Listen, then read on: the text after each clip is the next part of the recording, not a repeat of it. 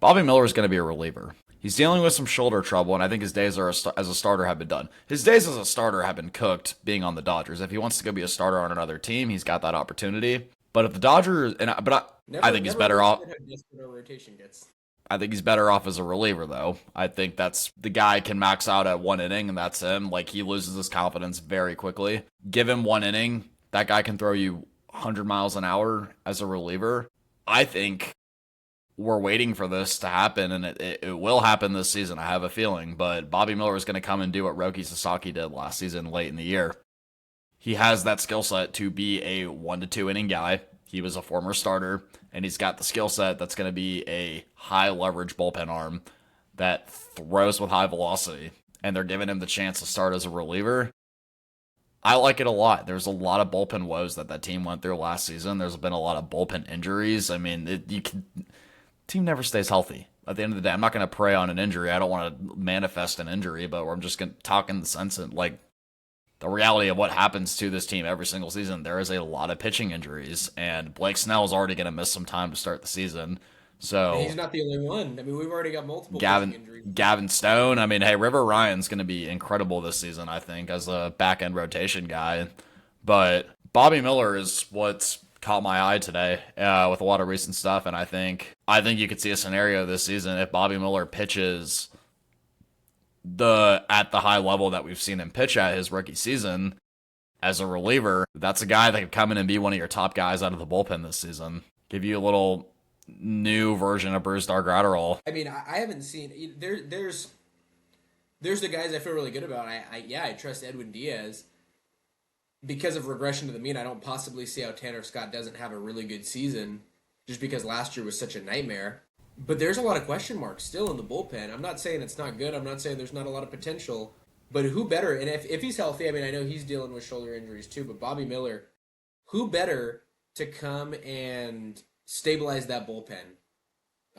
Possibly be a super reliever. These guys that convert from starter to reliever, man, immensely valuable. Just think about the last name Miller.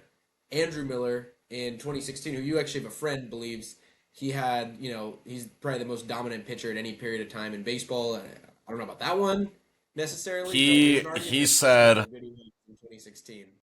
he has some of the best ball knowledge I know of, but also has said that Jonathan Lucroy is the best catcher of the 2010s. He's got Randy takes. Flat out. Yeah, shout out Randy.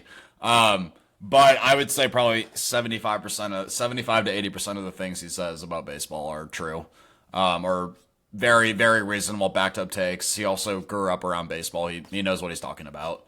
But he did say that Andrew Miller was 2016. Andrew Miller is the greatest pitcher of all time, which, if he's talking about the pure dominance of what Andrew Miller looked like in that postseason, it's not entirely crazy to say. Not crazy to say at all. And I love the connection with the last names. Look, dude, I'm sorry. I'm never gonna unsee the Bobby Miller St. Louis start at the beginning of 2024 when he pitched on that Friday night. Dude, I thought he was the next Walker Buehler.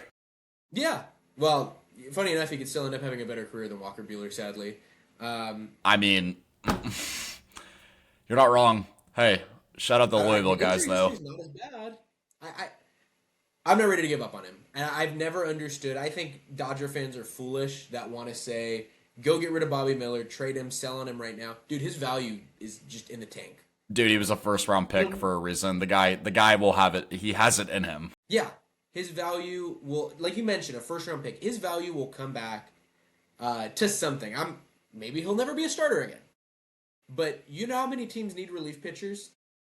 You know how many teams want a young, controllable relief pitcher or just a young, controllable pitcher they can... I mean, for God's sakes, dude, the Padres are ready to make Mason Miller a starter.